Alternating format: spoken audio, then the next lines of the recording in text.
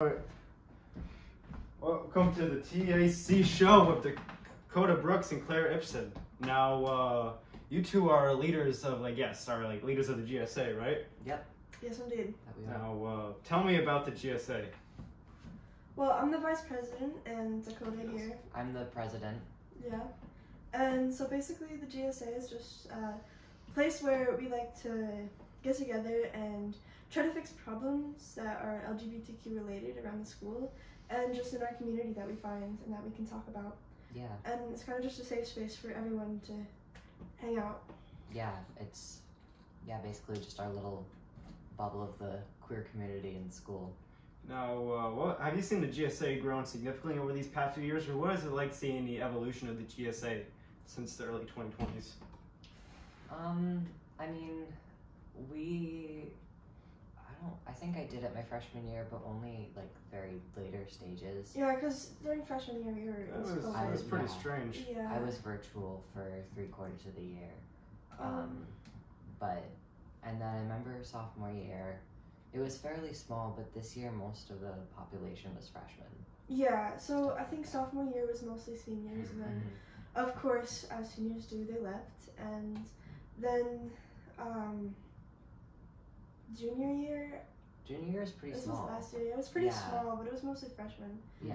But there was actually quite a bit of freshmen who were coming in that decided to join, and we welcomed them with open arms, obviously. Yeah. Do you feel like there's might be any particular reason why freshmen are so open about being part about the LGBTQ community now compared to some of the older Gen X generations, or there might be any particular reason?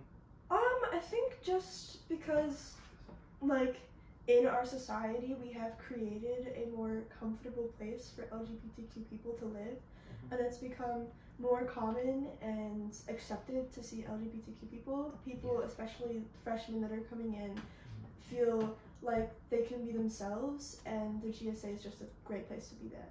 Yeah, I think our school community in general, our staff is getting a lot better at actually talking about queer issues. There's obviously still a long way to go, but I think that there's definitely been an increase in education, actually just talking about it. What's the hardest problem you've ever had to deal with as members of the GSA in higher up positions? I can't really think of anything GSA specific, but just in general, kids being kids and getting ideas from their family, just hate in general. Yeah. And just not even just hate, but just lack of education. Not necessarily willfully, but just a lot of just lack of education around the subject, and not necessarily knowing what's okay and what's not. What do you think is the greatest achievement the GSA has done so far while you were there? Well, this is actually, I think the Women's Opportunity Center. I was going to say fundraiser. the same thing. Claire actually was the one that started that. Alright, so yeah. Because your mom works there, right? Yeah, Has she connections does. There? Yeah. And we did a big clothing drive and essentials drive, and we donated it to the Women's Opportunity Center, and we made I'd say a fairly decent change. Yeah, so. we got a few bags of stuff. We did. Well, yeah, I think definitely this year, I think it'd be good to focus on more of that, because we saw that it's our school community has potential to I completely agree. donate to these. Can you tell me about this fundraiser more? Yeah, sure. Okay, so the Women's Opportunity is the Women's Opportunity Center is a place where women who are less fortunate go to get job opportunities, to get help with clothing, help with their needs, feminine hygiene products and toothbrushes and business clothing and all that kind of stuff. And so the GSA put together a big donation, and we put boxes around different classes and stuff, and people could just put their unwanted clothing into the boxes, or their unwanted unused toothbrushes and stuff, and just put them in the box, and then we took them to the Women's Opportunity Center, so that way we can help less fortunate women come and Do you know how much you were able to raise, like in terms of like money of clothing drive, or you just know you were able to raise a bunch of clothes? Just a bunch of clothes. I mean, there wasn't really anything money specific because more focused on the actual like needs themselves instead of just like the money, because then it's more direct. Yeah. Now, how does a typical GSA meeting go while you're there with the advisor and other people who are part of the GSA? How does stuff usually work out when an extracurricular happens? I mean, it kind of depends on the day. Some days are just really chill and we're all just kind of hanging out, talking, like doing a craft or something. Other days we're talking more strategy. A lot of the times we'll have snacks. We have our end of the year party too, which we didn't get to have this year. We didn't? Maybe we did, but I think we did. I don't remember. I know it was postponed. Yeah, but it's fairly student run. So me or Dakota would normally open up the meeting, and then we'll choose a specific topic that we could talk about. Whether we want to start a new fundraiser or project or anything like that, or work on one that we've already started, and then just talk about it, get ideas from people, then split up into roles and groups to see who can do what, and then just try our best and have fun and not take it too seriously. Now, was the most successful meeting the one that involved the clothing drive, or which one did you see the meeting with the most amount of people, like the biggest audience you ever attracted with one meeting? Probably end of the year parties. Probably end of the year parties. Because there's more food. Yeah. People bring their friends. Other than that, I guess it's kind of hard to measure because we had a few meetings leading up to the Women's Opportunity Center drive. We did. It took kind of a lot of time to put together. Yeah, which you wouldn't think so, but there's a lot like logistically that we have to put together because we have to make the posters, we have to decide where to put the boxes, talk to teachers about like all that. Like, yeah, logistics. and then put up the information about the Women's Opportunity Center so people aren't just giving their clothes to some random box and expecting it to do something. Yeah. Now, do you feel like as time's moved on, do you feel like acceptance and tolerance has just gotten bigger, or do you feel like it's sort of like stayed the same, but was still at a good level since you've been there? I think it's gotten bigger. Gotten bigger? Yeah. I feel like Yeah, I think it's gotten a little bigger, but I definitely think there's a long way to go. There definitely is. I know with some of my friends in the middle school and the freshmen this year will be bringing a lot of that up, that there was just a lot more talking about queer issues, and hopefully they'll help us this year to bring that to the high school. Yeah. Because it's really just not seen in the high school, because high school is more like business.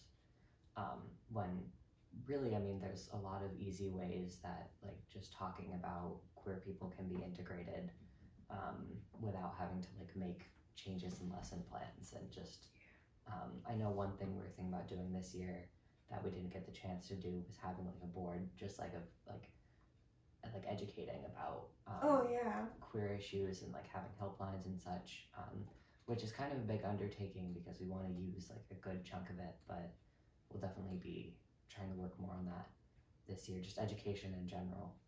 So you want to take more of a neutral approach, and you want like, you don't want to be like force it into the curriculum, but you want it to be there if people want to access those resources, if they want to pursue it, they are there. That is what you want to do.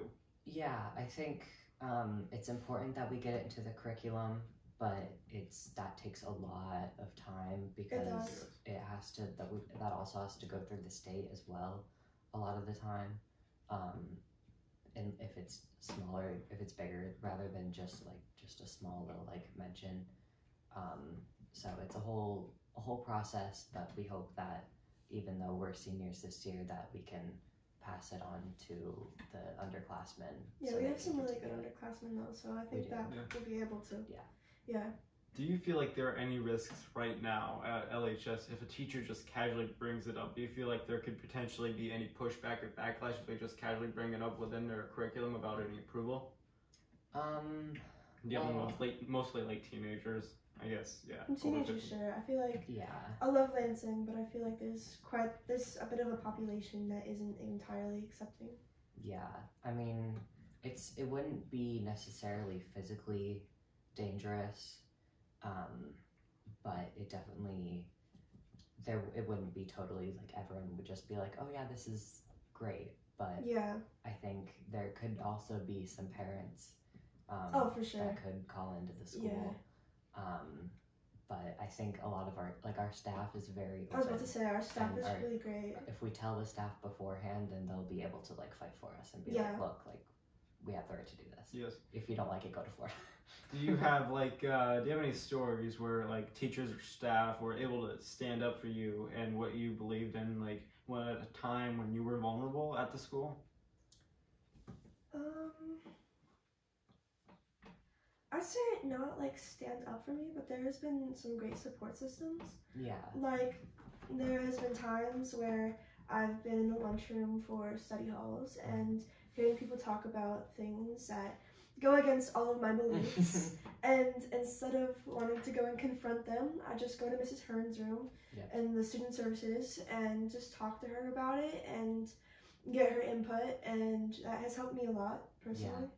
And shout out to Miss Hearn, everyone at Student Services. They do amazing work there. They'll tell you, like, they'll always listen to you, even if they don't have time right then. They'll be like, okay, come back at this time and we can talk about it. It's always very safe space. Even if you don't think that it's a big deal, they'll be there to listen to you. Even if it's not necessarily something to like file a report on, there's still steps that can be taken. Have you ever had any polite disagreements with people who have different views than you? All the time. All the time. Oh, man. Without naming any names. Oh, you can just, I don't have to name anybody, but you know, I'm open to telling hearing stories. Yeah, I mean, I remember in Global 2, we would have a lot of discussions in that class. And in U.S. history this year too. Were we in the same global class? No, we were not. I don't think so. Okay, I can't even remember what I ate for dinner yesterday. So. Yeah, I love myself a good debate, which is kind of a character defect of mine that I have to work on, but that's okay. Yeah. Because at least I'm polite about it. Yeah, I think it's the great thing about our history classrooms is that it creates a safe space for everyone to voice their views without necessarily having to be disrespectful. Like you don't go at it with a mindset of trying to change anyone's mind. You go at it with the mindset of trying to just learn the other side more. Yeah. I feel like not talking about stuff and like shutting down conversations, trying to avoid it because it makes you uncomfortable. I feel like that will cause overall more problems than actually trying to talk about it. I totally agree. Like let's say you got a pizza. Let's say somebody got a pizza. They really like a pizza, but they know their best friend who's like temporarily living with them also likes pizza. And they never got a chance to eat that pizza. And then like, yet the next day they wake up and it turns out their best friend has eaten half of that pizza. Yeah. And they never communicated. They never talked about their feelings or like made a mutual agreement over how to handle the pizza. And now there's like a heated frustration over this pizza and what the pizza's future will be. Yeah. And I feel like it's really important that we listen to the other side, even though we may not agree or want to. I feel like it's really important to hear other people out that maybe has a different opinion than ourselves. Is there any opinions or people from the other side that like opinions or at least statements that you might not that you like support the most or you at least think is at least half true or half valid in your eyes? I think, well, a lot of the times the other side, as we say, has a different idea of what transition is in children, and just not even just with trans issues, but just queer issues or just issues in general. There's just flawed ideas of what like transition, gender affirming care is,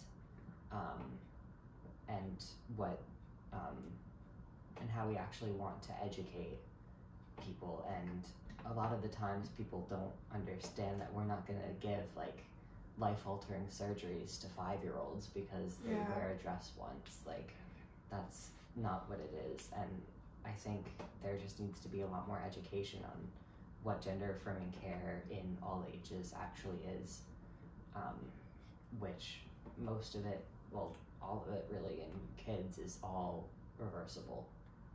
Yeah, most of the people I know, they usually get like same-sex surgery and like sex surgery in their 20s or when they're like full-grown adults out of the house, Yeah. and like they don't even start hormones till like most of them don't start till they're 18 again, like same young adult range, and like only there is a small few I think start in late teenage years, but even then it's not like everybody just switches on. It's not like they just jump into that as soon as they do that. Oh, definitely Yeah, not. I could be wrong about this, but don't you have to like take like a year of therapy or something before you even start hormones? Yeah, I've been on testosterone for about 9-10 months now, and it was a whole process to get it. They start considering you for it at 14, but that does not mean you're going to get it. I had to go through many therapists, many doctors to actually like consider, like to actually get an appointment for being considered for it. Yes. So it's not just something they hand out like candy even in New York.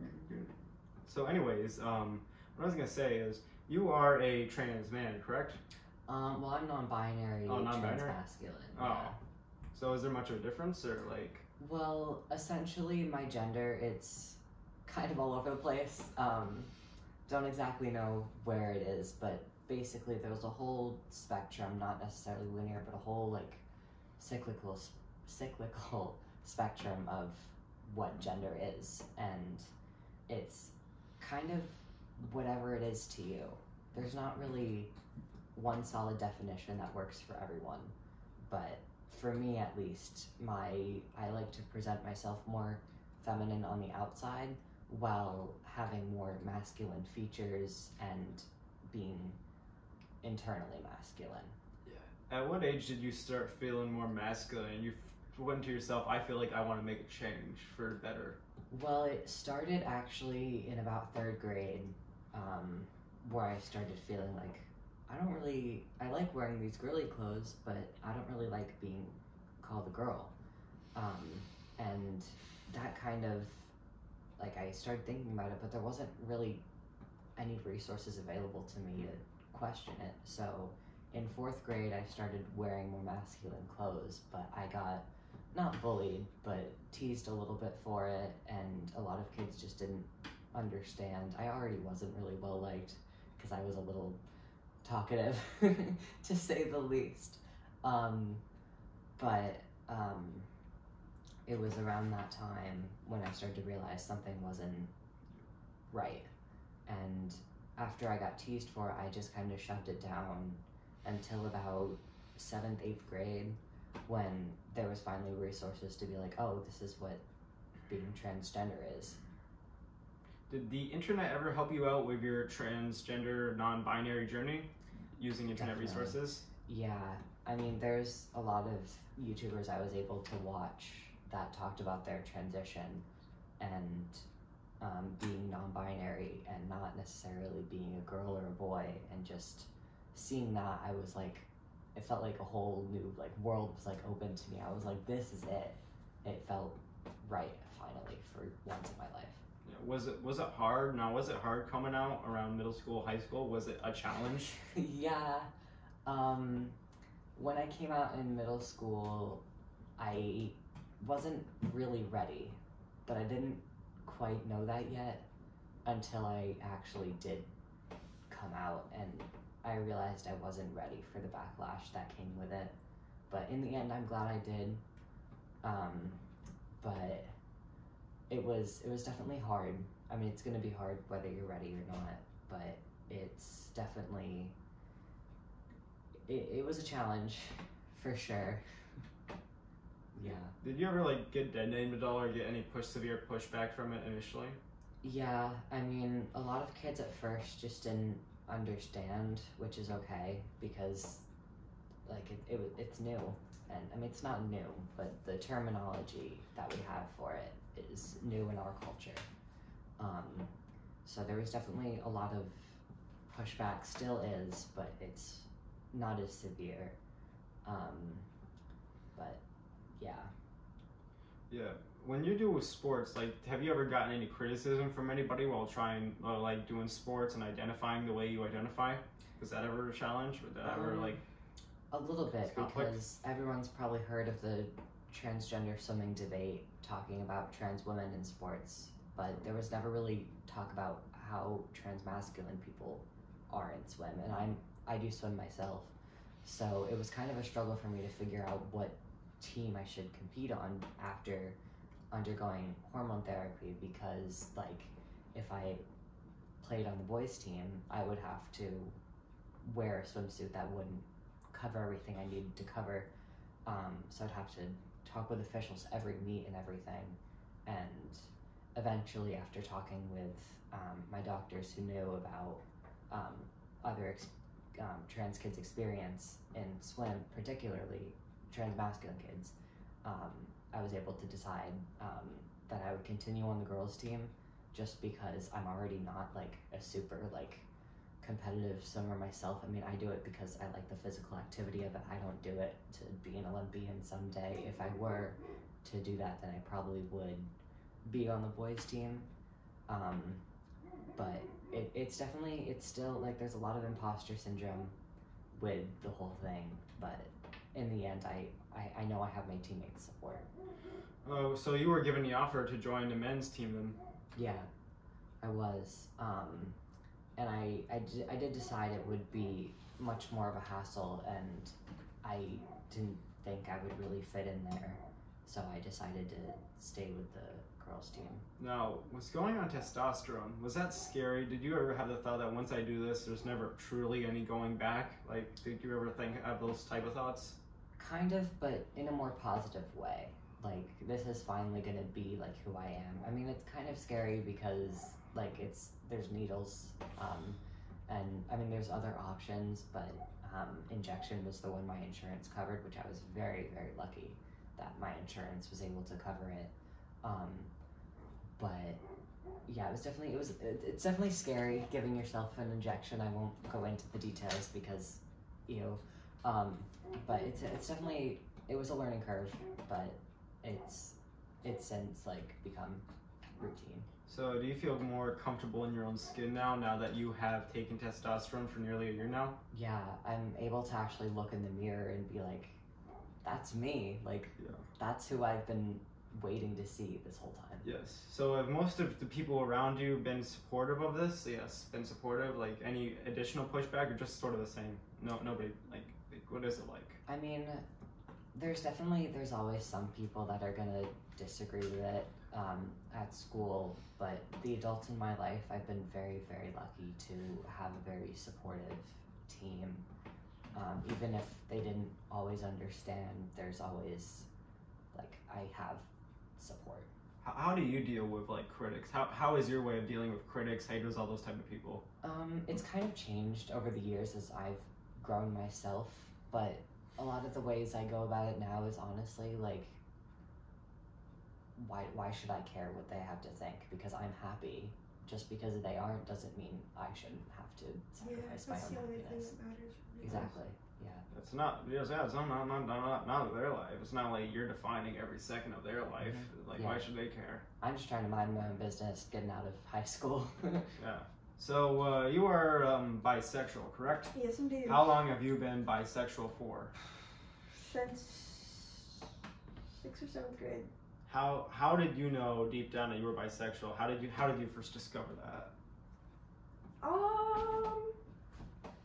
I didn't really know anything. I was raised a woman, and I was not raised around any kind of knowing about the LGBTQ community, and so I found out about it in 6th grade when my sister came out as trans, and then so then it caused me to explore, and I found that I clicked with the label of bisexual, and that I like girls and I like guys, and so that's about it.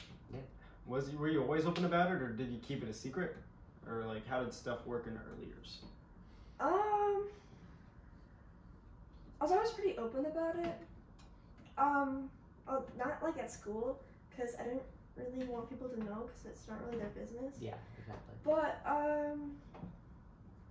then I kind of realized that, like, if I'm open about it, I can help other people be open about their stuff. Yeah. And also I do not care about the opinions of other people, and I feel like life is way too short to actually care about that. And so if I want to be who I am, I'm going to be who I am. How many years did it take you to get that comfortable? And it's gonna have such a mindset where you don't really have that insecurity and the fear of the unknown of dealing with others, and like how being yourself could affect how others see or treat you. How did you overcome that fear and insecurity and get where you are now? It took me a really long time. I say I really only stopped caring about this time last year, and then like it gets more progressive as I continue. I don't know what I'm saying right now. That's okay.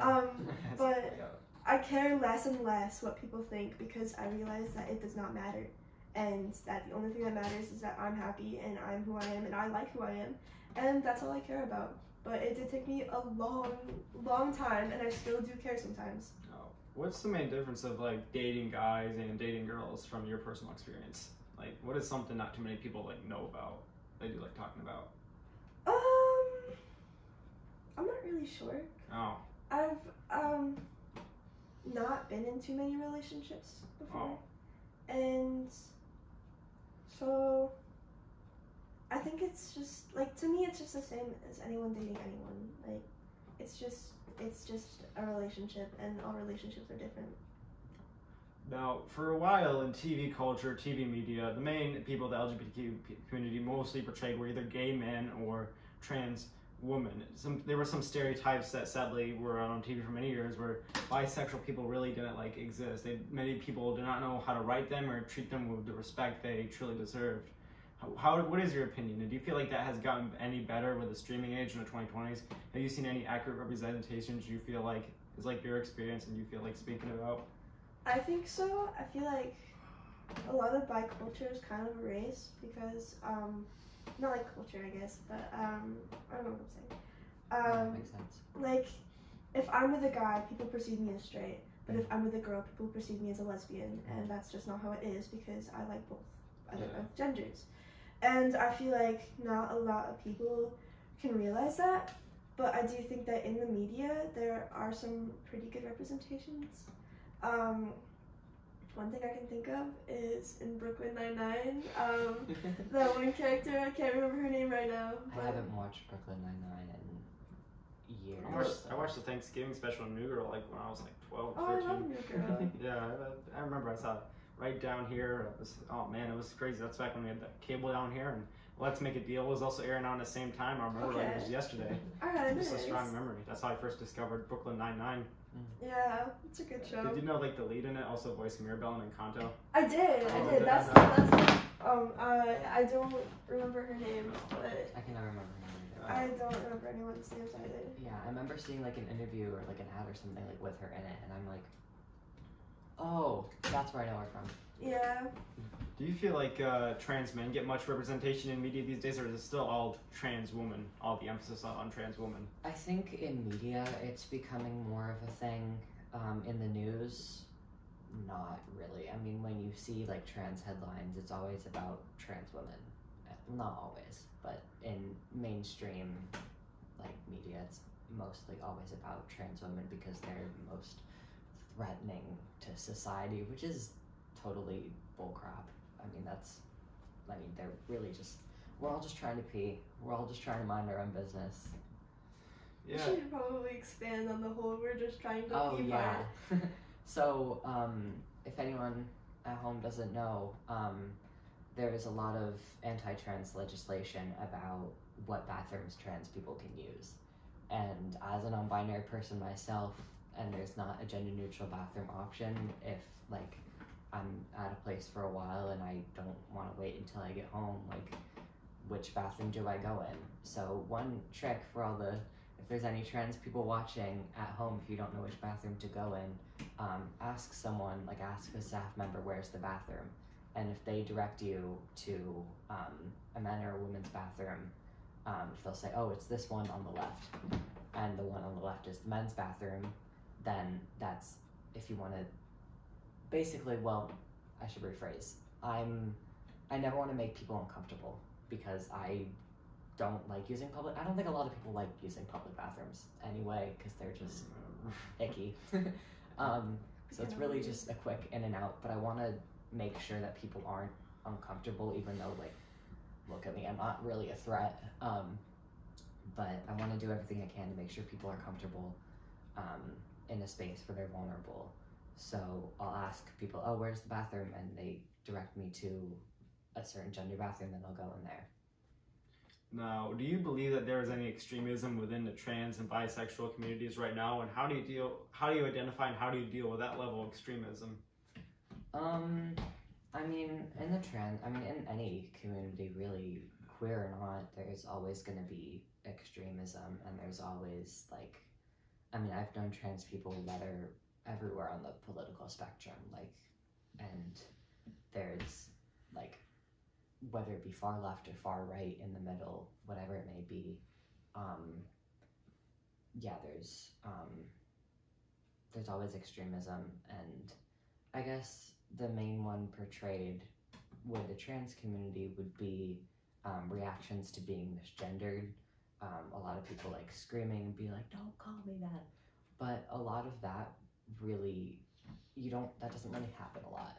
Because when I get misgendered, I just kind of get shy and go into a little ball. And I don't really want to correct people, because I don't, like, unless I really know them, like, I don't want them to be, like, overly apologetic, because then I feel worse about it, or I don't want them to be mad at me for it and be like, you're being too sensitive. You don't want to be seen as like a monster, essentially, or as like someone who's like gets easily offended and lets people really get to them. So you just sort of put in this neutral, like free state. Yeah, I definitely want to get better at correcting people, not just for myself, but for my trans friends as well, because it's important, and, like, it's never, like, said with rude intent.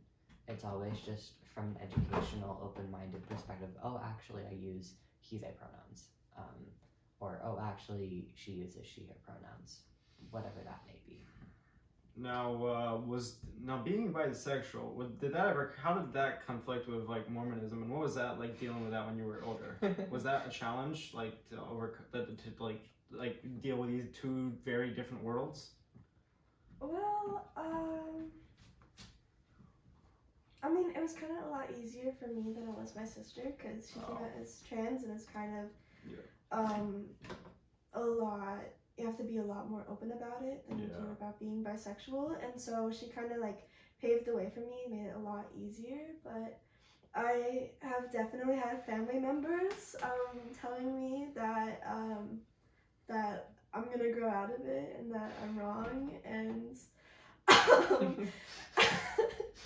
and other things like that. Have you ever been gifted a Bible? Gifted a Bible? Yeah, I've heard that's, like, a thing among, like, I don't really have much religious family myself, but yeah. Not by any extended family members. Not really, actually, no. Just being like, this is the only book. It'll save you. No, I have not. Is dealing with, like, distant family members and family reunions more challenging now, or is it just sort of the same? Like, do you feel like you have a responsibility on your hands to, like, tell them and be yourself, or do you just try to, like, not associate with that too much and just do your own thing? Just do my own thing, and if it comes up, I'll tell them. I don't really care. Oh, you don't care anymore? Because, I like the fact that it's a part of my personality, but I don't try to make it my entire personality. Yeah. So it's like the same thing if I was straight. Like, people don't need to know. Yeah.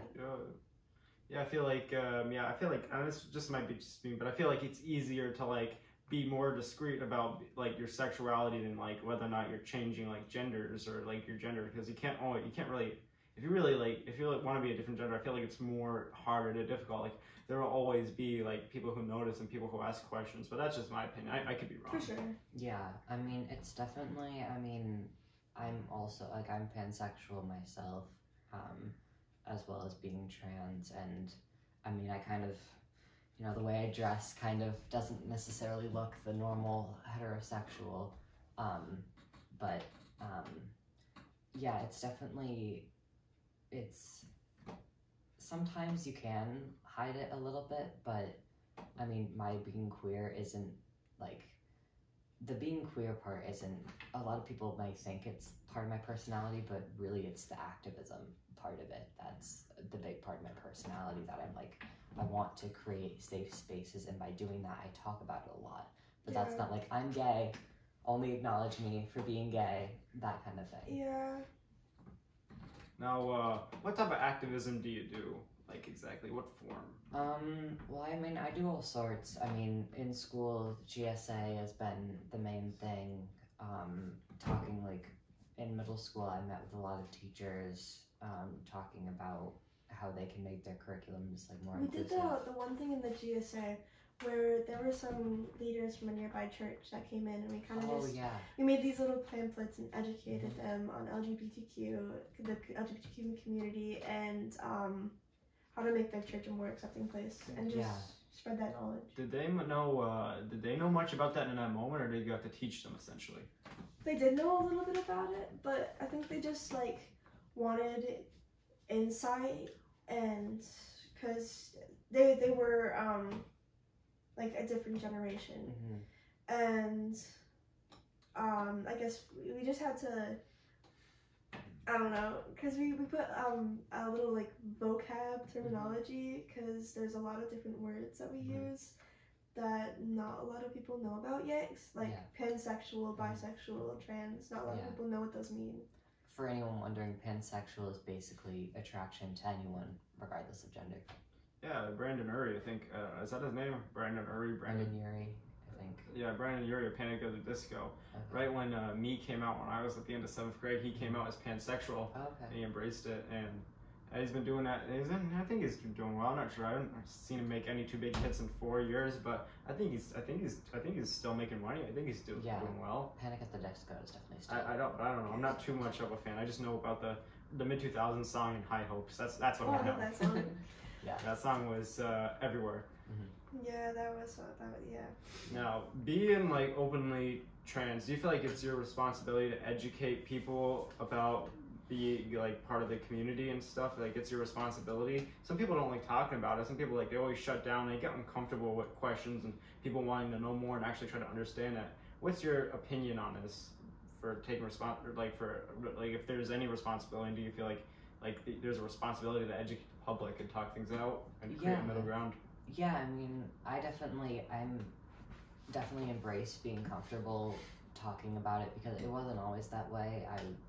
I used to be like really shy about it and didn't really want to talk about it, but then seeing people that were open talking about it, they were able to make me confident in doing so. So when I do, I think about all the like younger, like closeted trans kids out there that I could possibly be helping, and I do it for them. Do you ever change how, when you talk to people based on like the type of person you're dealing with? Do you ever like significantly change how you speak to people? Kind of, but not in the way people might think. I mean, sometimes like if it's someone who's very new, like if they've recently, like if they used to be homophobic or transphobic and they've just recently like become better about that, then I'll try to adjust my language so I'm not using a whole lot of like new technical terms and just trying to, create like more like general language around it. Yeah. Now there's a stereotype that people of the transgender community like struggled with serious depression and like suicide's higher than normal. And like, and I don't want to say normal, but let's just say like straight human beings, like straight like people who don't identify. Now, do you feel like this is a true stereotype, or do you feel like this is just made up by people to try to like make transgender people more vulnerable? I definitely think there is a lot of truth to it. Even not just with trans people in general, but just queer kids in general, because I mean, I didn't grow up religious, but I mean, you grew up in the church and in the Mormon church nonetheless. And my mom grew up in the church as well, and there's definitely, it's not talked about, so there's just like this kind of like inner dread that just keeps growing and growing, and I know about that, but I can't even imagine what that's like in the church. Actually, there's I'm very lucky to be in an area where a lot of people in the church are very accepting. Yeah. And I still talk to them and tell them about myself. Yeah. And so it's really not as bad as it may seem. I mean, I have had issues with it before, especially with my sister. Like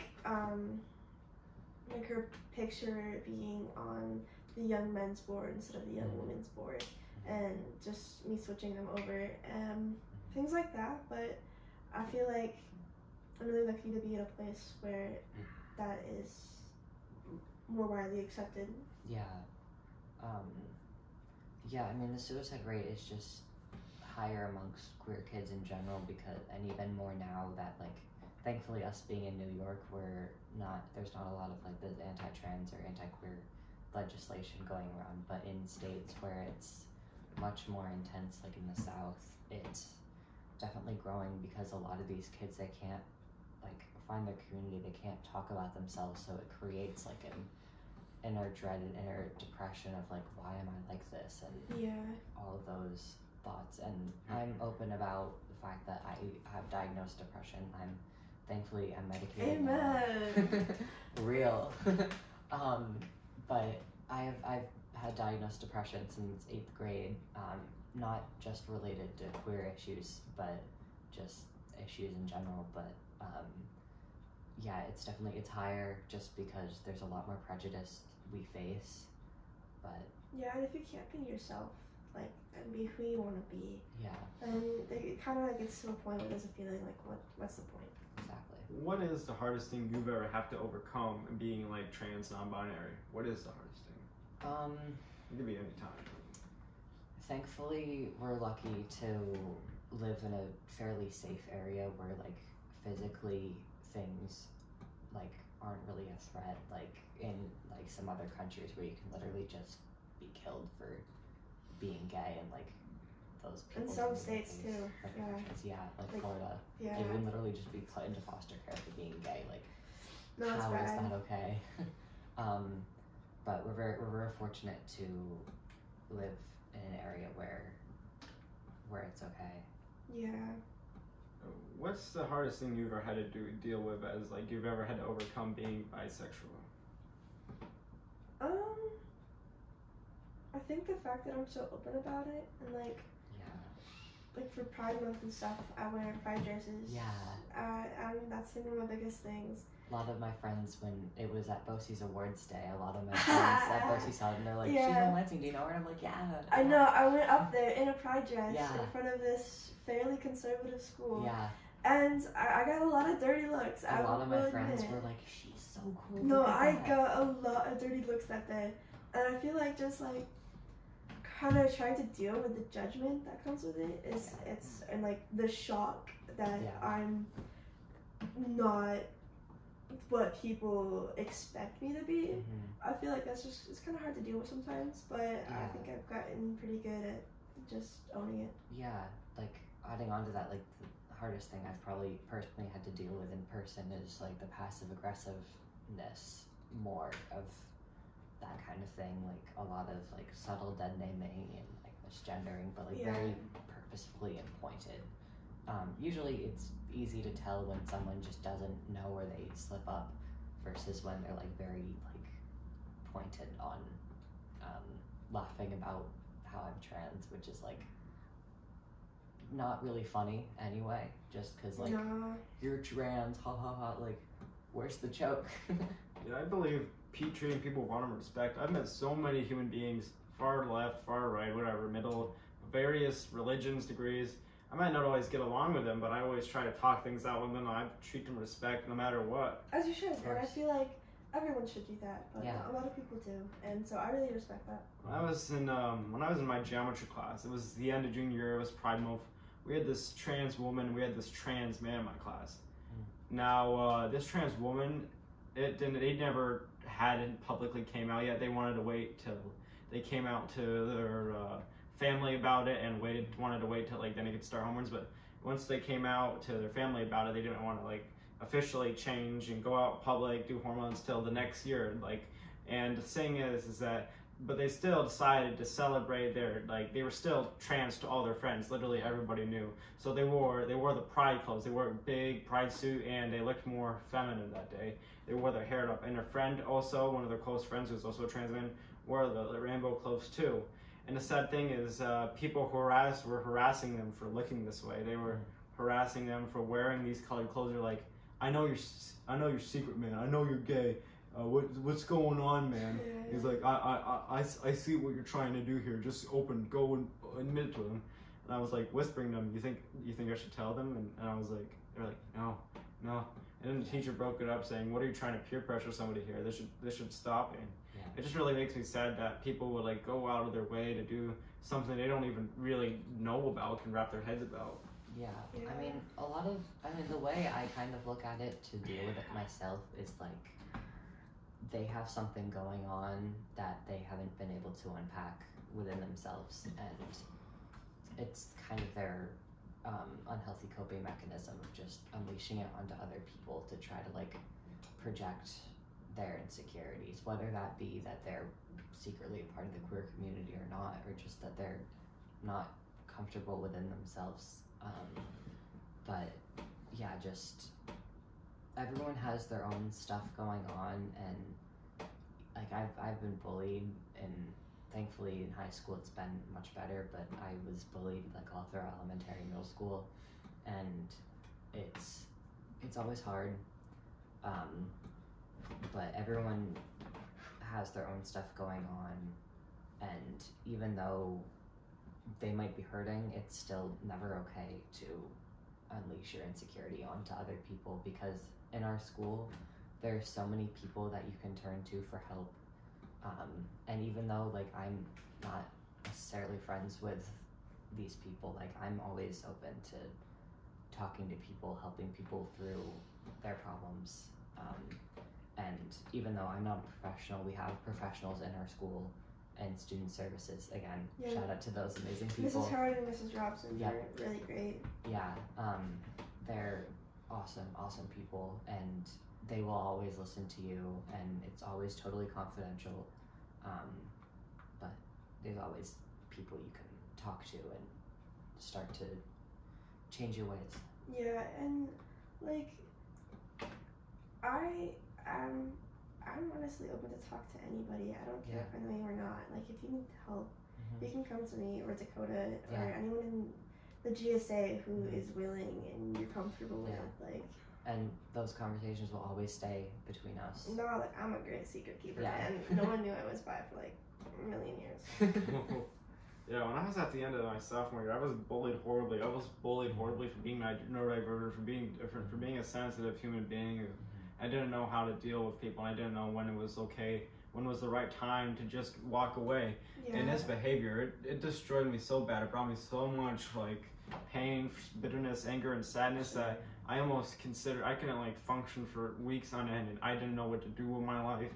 And I was also got COVID. I got quarantined in Ireland, and it got to the point where I seriously considered quitting school. Like I was in such a bad place where I thought, you know, I can't do this anymore. I really need to talk this out. So I talked to my friends. One of them was friends with this bully, like, and they just ignored me. I haven't spoken to them since. But the other one, they told me I'd miss out on life. I'd be missing out on friends, seeing friends, doing stuff. And I realized there were probably some people who I go to school with who I'll probably never see again if I choose this path. That's true. And I could lose a fair amount. And so I decided to enroll in school at the last minute. And the beginning of my year was difficult. I had a lot of life challenges, but I'd say by halfway to the year, it was pretty peaceful, and I was able to figure it out. And I'm in a place now where I'm in a better place, and people respect me, and people treat me with honor and respect. And the people who bully me are now like more broken than ever, and are like nobody likes them anymore. Like they're struggling, and they've struggled with addictions. It's like and like everything is good and peaceful. Yeah. And do you feel like there's some controversy over like should straight people play like gay lesbian actors, and should like people like cisgenders play transgenders? Do you have any opinions on that?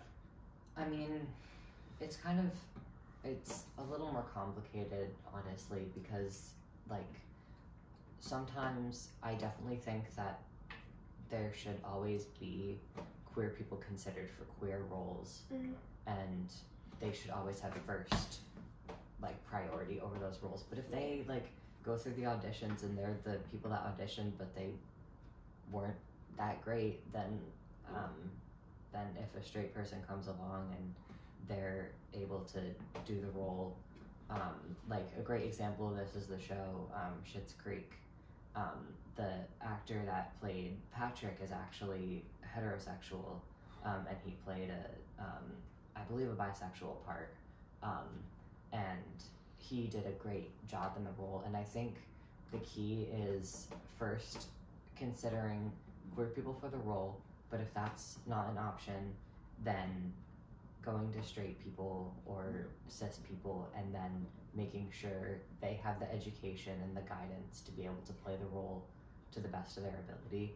Yeah, I don't think that people should be stripped of like their opportunities just because of a certain way that they are. Exactly. Same thing goes with gay people playing straight people. Yeah. Like, I feel like it doesn't matter as long as they're an ally and they aren't giving into hurtful stereotypes. Exactly. Like, it doesn't matter. Yeah. Jim Parsons was gay. He always played Sheldon Cooper, the straight man who like struggled with autism. Yeah. I didn't know that he was straight, or not. I didn't know that he wasn't. I didn't know that he was gay until like I looked up an interview and I'm like, oh, whoa. He was a bagger at my brother-in-law's mother's shop when he was like a teen in the 1990s. My brother-in-law's mom would always go shopping and he used to always bag her stuff for her.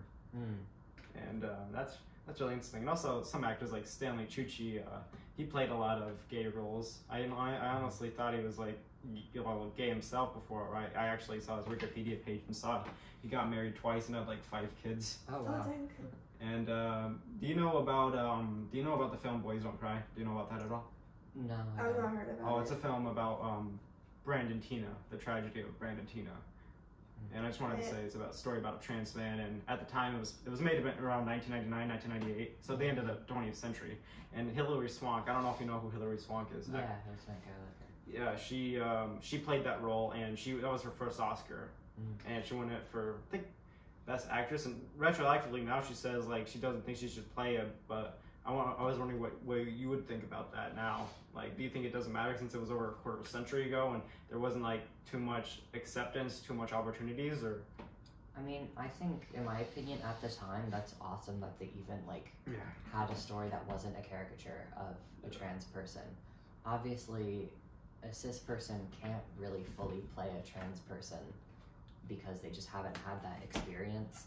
But I definitely think it is possible, and I mean, obviously it's ideal for a trans person to get that role, but there's not really, I mean, to my knowledge, there's not really a whole lot of trans people in Hollywood, and there's still a lot of prejudice against it. So I think having cis or straight people play the roles helps pave the way for queer people to get these roles themselves eventually. Yeah, and I feel like, you know the Umbrella Academy? Yeah. Yeah, I know about that. Yeah, Elliot Page, yeah. I feel like they did a really good job at making the character that Elliot Page played slowly transition as well. Yeah. I thought that was an interesting bit to like incorporate who Elliot Page actually is into the character that they played on TV. Yeah. Yeah, Elliot Page, Hunter Schafer, and Michelle Williams, I think, are the only transgender actors and actresses that I actually know about and in Hollywood right now, unless you know any more. I probably do. I don't really know many like actors by name in general. No, I live under a rock. Yeah, I did not know any The actors. actress who, I gotta say, the actress who played Emma Corrin, about a year or two ago, she played Princess Diana before she was non-binary, and in The Crown for a few seasons, and she is now non-binary. She's gonna be like one of the villains in Deadpool 3. Oh, cool. I love I that. know that. Yeah. So what is your favorite like TV character that is like part of the LGBT community? The one who I can't remember the name of from Brooklyn Nine-Nine. I want to say it's like Tina or Gina. No, Gina's the other one. I don't know. I wish I could help. Rosa. Yes, It was yes, Rosa. yes. Yeah. Is Rose also your favorite? I haven't watched Brooklyn Nine-Nine in a while. Honestly, I mean, Elliot Page, I relate to a lot of his journey in general. And I love the Umbrella Academy. I love his character. I love the show. Also, the show Atypical. I really like that show as well. That show's good. I've not watched it though. The character Casey, I believe is her name. It plays I believe lesbian or bisexual character, and she does a great job with the role.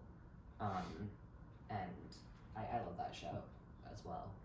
Yeah, must have been challenge for Elliot Page because the thing is, back when they were female, when they were a young adult, they played a pregnant woman, and they played Juno. That was their breakout role. That was the role. It was made by the guy who directed Ghostbusters, Ivan Reitman, and Meatballs, Stripes. His son, Jason Reitman, he made that movie. And back when they were a woman, they got nominated for Best Actress. I wonder how it must feel being like all these feminine roles, being pressured by like studio execs to be straight, then being lesbian, then being trans. I wonder like how much challenge that must be mentally. No, that's gonna be hard. Yeah, I'm just very glad that they stuck with it because their story has helped me a lot as a non-binary trans-masculine person. It's very, very inspiring, even though it must be very hard for them to stick in Hollywood because Hollywood already is just rough in general. But yeah. Now, how did you two become friends? What's the story behind that? Oh How yeah, did we become so friends? yeah, We were it friends was back in middle fifth school. grade. Yeah. Middle school. It started. You were new. Like, is that the dog? No, it's Knocking on the door. I don't know. No. I mean, it could be. I don't know. that's the You never people. No, they're no. That's I think it's anyway. They were supposed to come. I'm not sure. I'm not sure who they're supposed to be. No. Now we can just continue. But what was the question again? Sorry. How did we become friends? Oh yeah. We were friends. It was in, I think, when did you move here? Like 5th grade? 5th grade. End of 5th grade. Yeah, I remember we already had our little group, and then like we saw you as kind of like another like little like outcast or something, and we were like, we're gonna recruit them. Like she's ours now. So I remember we like stalked you on the playground for some reason. I remember that. Yeah. We were like, I mean, we were 5th graders. Yeah, so, we were that's weird. the normal We thing were to like do. 10. It was, you know, whatever. And then I found out you also played cello, and I'm like, that one right there. Didn't you play violin at the time though? I think so, but that's when I was starting to switch. Okay. That makes sense. I hadn't switched in school yet, but I had started to like explore it. Yeah. I always believe in meeting new people, bringing people together across all stuff. Talking about it on my own entire train of thought. Just got how out we of it. became friends. Yeah. Yeah. So yes, you both of you do orchestra. What do you do for? You do cello? I do. Yes, cello. I'm not going to be doing orchestra this year because my Yeah. schedule is full, unfortunately. But I also play cello. I'm going to still be playing. But I'm gonna be the You're the section first chair. leader. Nice. Now what was the cello like? journey? Now what was the cello journey like? What was that like? My sister told me, "Hey Claire, you should play cello." And I was like, "All right, cool. Sounds like a plan to me." Well, was it hard to master? Or like easy to learn, hard to master? Like how does it work? It's not that hard, really. It's just just gotta- it's one of those things. a lot of It's not arms. hard to learn, but it's hard to like get good at. Yeah, If that makes and sense. like you can't really play it. I have wrist problems now. I think it's part of it, but yeah, it's not that hard, really. Yeah, I started out in 3rd or 4th grade with violin, and then I was like, I don't really like this because I did all counting and we had to play for like hours at a time while like this, and I'm like, I don't like this too much, so I'd rather do this, and I much rather doing this. I don't know, my wrist always just like hurts so bad. Like here, wait, you can Yeah. I don't know if you can hear that. You but have the gay wrist, the limp wrist, limp wrist Sounds- syndrome. Yeah, I don't know. Just the idea of, man, putting your neck up to this, your chin, and balancing that for No. several hours. Yeah, I it's couldn't. rough. And we got some breaks, but it's like down from a head and then back up because you have to be like this, and like yeah, the neck is just like oh. and we don't have to stand. Everybody always tells me how hard all stateism, all that stuff is compared to like say for singing. People say it's always the instrument side, which is much harder. I mean, I did a little bit of chorus back in like elementary and middle school, but I never really like enjoyed it because I didn't really have a desire to get better at it. I guess I just much rather playing instruments, so I don't really know what it is in comparison to singing. But I've done pit orchestra for the musical, and like seeing how tired the actors get. I mean, you guys Yeah, like, I do it like backstage. like You guys are like chugging tea, and I'm like, we do like from 4 to like 9:30. yeah, you guys go and you go hard, and I'm like, I am glad I'm on this side of the stage and not that side of the stage. You don't get there till like 6, right? You get your time. That's pretty good. Yeah, I mean, it's definitely a lot of our practice is just out of school, because the score, at least for this year, Matilda, it was rough. It was very difficult. But yeah, it's you. I mean, seeing how tired your guys' voice were like backstage, I'm like, it's like a different kind of struggle. It's kind of hard to compare. We had some days where the singers' voices just died and the backups took over, and that was really shocking. But I don't know, people just went along with it. It was all hectic, but when it happened to work well. Yeah. And for Bye Bye Birdie, the sets, they were gigantic. Oh, they were they were so gigantic. Man, they're lucky they got all those freaking like 6 foot tall, shredded, bulky swim seniors to push around all those sets. Yeah, for real. And I don't know, barely made this. One time we had like work, we had a 4 hours long musical because people just struggled with the sets, and it took till like 10:30. But somehow we were able to make it decently work by the time the musical premiered. I don't know how, but most of the stage crew did not return for next year. We had like, I honestly don't know anyone besides maybe like a few now juniors, like maybe 2 or 3 that actually like returned. Yeah. And it was really shocking. Because the thing is, you can like do it like when you can do stage crew forever. You can do it when you're 50, 85. Yeah. You just ask and you join and you do. So has music and orchestra been beneficial to like mental health? Has it been therapeutic for the challenges you go through? Like Actually, I think music's one of my biggest coping mechanisms, and just like playing my cello sometimes just helps me through problems, and or just like blasting music. Yeah, I mean, when I'm angry, there's nothing, I mean, you know, nothing just like tearing into the strings. Yeah, even just like not necessarily like playing anything, like any like actual music, but just like no, it's great going down, and like it's awesome. It's so therapeutic, and it's just such a way to like sort through your thoughts without having to like actually like. Unless it's a song that you're particularly bad at, and then you just get angrier it's the opposite. until you're just like in tears by your cello being like, what? Yeah, like just head down on the cello, just like kill me now. Yeah. So what do you feel like is a negative of being part of orchestra? Like, what's the worst thing about being part of orchestra nobody talks about? The clicks. Clicks? There's I mean, clicks? not really like clicks, but just like it's kind of gossipy.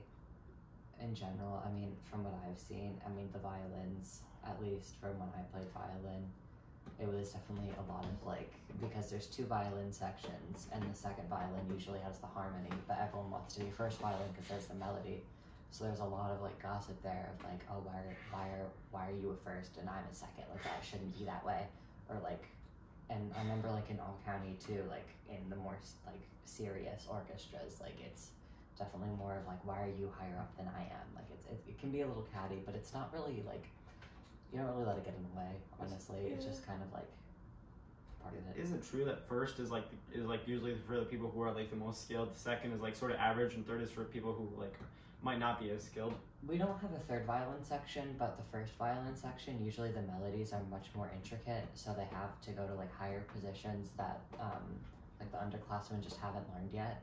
Not to say they are less skilled, they just haven't learned those things yet, and they might just, and maybe they're upperclassmen, but they just want to play the harmony. What's the greatest person in orchestra you've ever had the chance to know, like, be with? Mrs. Weil. Yeah. I love Mrs. Weil. I don't know, like any students or just Mrs. Weil? Well, Bodhi's older siblings were really good. They were really good. I don't really remember who was there freshman year. I don't either. It's all online. But Ben was insane. Ben was really good. And Corinna, she was also really good. Much more quiet, but she was also very skilled. Yeah, Ben, he's a really intelligent human being. He did Yorkers and he dominated it. Every set they buzzed, they asked the questions, and he'd know it off the top of his head. He'd just be racking up points like it was just playing like a video game. It was nothing to him. Yeah. It truly hasn't been the same. Like it's like now it's like these days Yorkers is like, well, now that Albert's gone, it was me. Now we're going neck and neck, and now it's just gonna be me next year. You're gonna be on top. Unless like I don't know, unless there's a plot twist and something crazy happens when I least expect it. Some freshman just Yeah. comes up with like a I've come here to replace you. Your time's up. Yeah. Anyways, thanks for being on here today. Do you have any final messages you want to talk about? Any important goals you want to talk about for the future of the GSA and stuff? Join the GSA. Yeah, Join join the us. GSA. Join the GSA. It's fun Yeah. and Yeah. we're very accepting, and whoever you are, Even if you're you're not, doing great. even if you're not part of the community yourself, we welcome you to join. But yeah, everyone out there, keep staying strong. It's really hard sometimes, but if you ever need anyone to talk to, we're here, and whatever you say stays between us. Yeah. Well, that actually sounds pretty nice. Like people you can trust, you know. I feel like people need more people in your life that you can actually trust and count on. No, seriously. Yeah, Yeah. I feel like it's a really big struggle with people in high school. Anyways, Yeah. thanks for coming, and